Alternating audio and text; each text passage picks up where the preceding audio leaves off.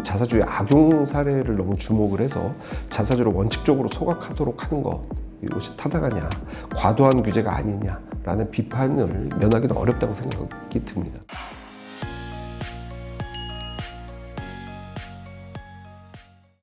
올해 국내 기업들은 상법 개정안이란 대격변에 직면했습니다. 모든 주주의 이익 보장이라는 주제 자체는 자본시장에서 그간 제기됐던 만큼 새롭지 않으나 한국에서만큼은 가보지 않은 길에 가까운 상황이죠. 하지만 상법 개정안이 빠른 속도로 국회를 통과하면서 기업들은 혼란에 빠졌습니다. 대응 방안을 마련하기에는 입법 속도가 너무 빠르기 때문입니다. 더벨은 상법 개정안에 따른 기업 경영 환경 전망과 대응 방안을 찾기 위해 법무법인 화우를 찾았습니다. 오늘 인터뷰인은 안상현 법무법인 화우 자문그룹장입니다. 저는 법무법인 화우에서 일하고 있는 안상현 변호사라고 합니다. 지금 현재 자문그룹장 맡고 있고요. 주로 M&A를 좀 오랫동안 하다가 최근 한 10년간은 거버넌스나 경영권 분쟁 쪽 일을 많이 하고 있습니다. 저희가 이제 새정부 정책 태스크포스 TF를 가동을 했습니다. 그래서 새정부 정책 태스크포스에는 상법을 주로 다루는 자문 변호사들뿐만 아니라 송무 변호사, 형사 대응하는 형사 대응팀, 그다음에 공정거래 등 다양한 분야의 파트너 변호사들이 20명가량 참여하고 있고요. 1, 2차 상법 개정안이 연이어 국회를 통과했는데 경영권 방어 또는 이사회 감독 기능 강화 등 기업의 고민이 굉장히 커졌습니다. 기업들의 주요 문의사항은 무엇인지 설명 부탁드리겠습니다. 합산 3% 룰의 적용 확대, 집중투표제 의무화, 그 다음에 분리선출 감사위원 증언이 1, 2차 상법 개정을 통해서 모두 이제 통과가 됐습니다. 이는 이제 대규모 상장회사의 이사회 구성에 아주 직접적인 영향을 미치게 되고요. 따라서 이제 기업들의 입장에서는 위 3종 세트의 통과에 따라서 이사회 구성이 변화가 될 건데 이에 대해서 어떻게 대응해야 할지 집중적으로 문의를 하고 있습니다. 최근 빠르게 변화하는 거버넌스 개선 요구에 대한 우려와 기대 요인으로 혹시 어떤 것을 꼽으시는지 설명 부탁드리겠습니다. 개정상법에 의하면 이사회는 이제 의사결정 과정에서 총주주의 이익도 고려해야 되고 전체 주주의 공평 대우를 모두 고려를 해야 되는데 사실 이게 실무적으로 매우 어렵습니다. 이번 개정상법이 기업의 의사결정 속도를 지연시키는 것은 아니냐, 과감한 투자 판단과 같이 우리 기업이 가진 장점까지도 악화시키는 요인으로 작용하지 않을까 하는 우려가 있습니다. 이제 상법 개정안이 통과되면서 그러면은 기업의 인수합병 시도나 이제 변화가 어떻게 좀 변화할지 궁금합니다. 통상적인 영업 확정을 위한 일반적인 M&A는 개정상법으로 인한 영향을 받기는 받겠지만 영향이 제한적일 것이라고 보여지고요. 근데 이제 이에 반해서 기업 집단 내의 이제 지배구조 개편이라든지 승계를 위한 M&A는 상당히 위축이 될 것으로 예상이 됩니다. 승계라든지 지배구조 개편과 같은 M&A, 그런 목적의 M&A는 지배주주와 일반 주주의 이해관계가 상충되는 경우가 많고 그 상충되는 이해관계를 해결하는 것이 만만치 않기 때문에 그러한 목적의 M&A는 상당히 영향을 받을 것이다, 이렇게 예상을 하고 있습니다. 이사 충실 의무 범위가 주주로 확대되면서 기업의 인수합병 시도와 같은 변화가 제한적일 것이라는 해석도 나옵니다. 이에 대해서 어떻게 생각하시는지 궁금합니다. 지배구조 개편이라든지 승계를 위한 M&A 같은 경우는 대표적으로 지배주주하고 일반 주주들의 이익이 상충하는 케이스입니다. 기업가치 평가를 해서 합병비율이 결정될 수밖에 없을 것이고 또 경우에 따라서는 소수주주 다수결이라 그래서 지배주주를 제외한 소수주주들만 참여하는 서베이 같은 것들을 통해서 그들의 다수의 동의를 얻어서 M&A를 의사결정을 하는 그런 케이스들을 생각할 수 있을 것 같습니다. 상법 개정안 통과로 이사회 지배구조 관점에서 기업이 처할 수 있는 위험 요소에 대해 어떻게 분석하시나요? 합산 3% 룰의 확대 적용뿐만 아니라 집중투표제, 그다음에 분리선출 감사위원이 이제 2인으로 늘어나면서 이사회 구성에 직접적인 변화가 예상이 됩니다. 일반 주주들이 지명한 이사 후보가 이사회에 진입할 가능성이 매우 높아졌습니다. 사실 2대 주주나 3대 주주의 경우에는 지분율이 아무리 높아도 합산 3% 룰이 아니라 개별 3% 룰이 적용이 됩니다.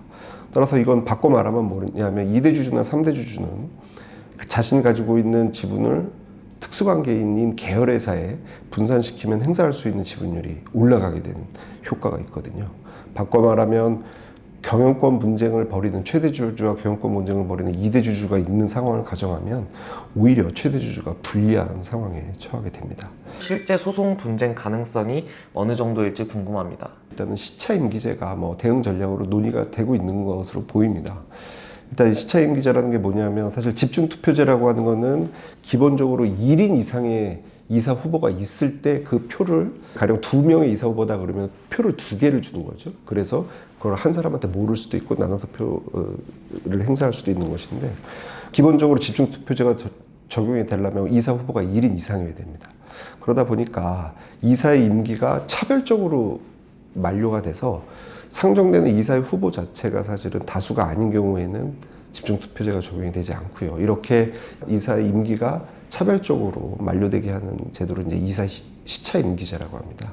7명이라든지 9명이라든지 그 이상으로 늘어나게 될 경우에는 한계가 있습니다. 왜냐하면 이사 임기는 3년이기 때문에 시차를 둔다 하더라도 다수의 후보가 이사 후보로 올라올 수밖에 없거든요. 그러면 결국 기업들의 입장에서는 어떻게 할 거냐. 결국 일반 주주들의 표심을 얻을 수밖에 없거든요. 따라서 지배주주에서 상대적으로 독립되어 있고 전문성을 갖추고 있고 또 회사의 경영상에 대해서 꼭 필요한 경쟁력 있는 이사 후보들을 내세워서 적극적인 IR 활동도 하고 홍보 등을 통해서 주주들의 표심을 얻는 것이 결국은 근본적인 해결책이 될 수밖에 없는 상황입니다.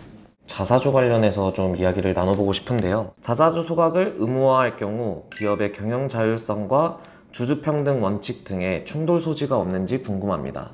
일부 자사주의 악용 사례를 너무 주목을 해서 자사주를 원칙적으로 소각하도록 하는 것 이것이 타당하냐, 과도한 규제가 아니냐라는 비판을 면하기는 어렵다고 생각이 듭니다. 특히 자사주 취득 시와 마찬가지로 자사주를 처분하는 과정에서도 시장 매각이라든지 전체 주주에게 공평하게 매입할 수 있는 기회를 부여해서 자사주를 처분하는 과정에서도 취득 시와 마찬가지로 주주 평등의 원칙이 구현될 수 있도록 규제를 하는 것이 자사주의 장점을 살리면서 그 폐단을 막을 수 있는 합리적 규제가 아닌가 이런 생각을 하고 있습니다.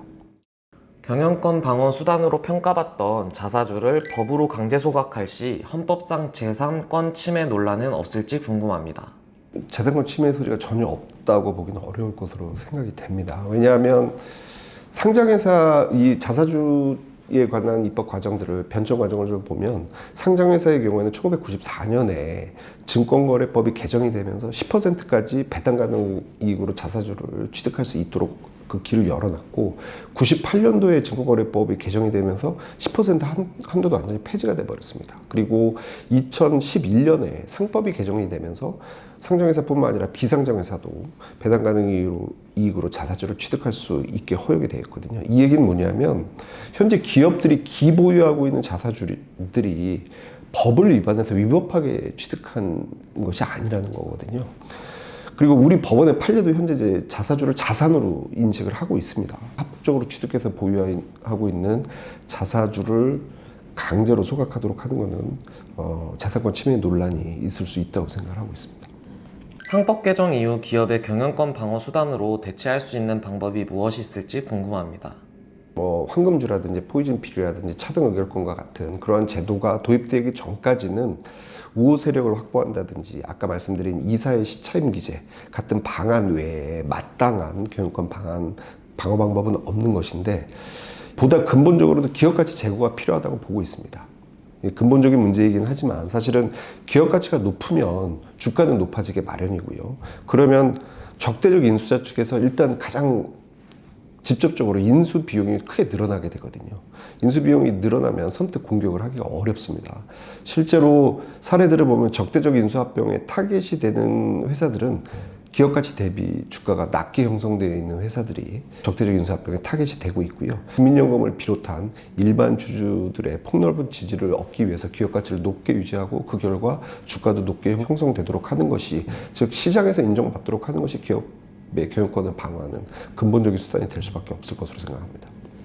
재계에서 요구하는 경영 판단 원칙 명문화와 배임죄 폐지 등에 대해 추가로 입법할 가능성이 열려 있습니다.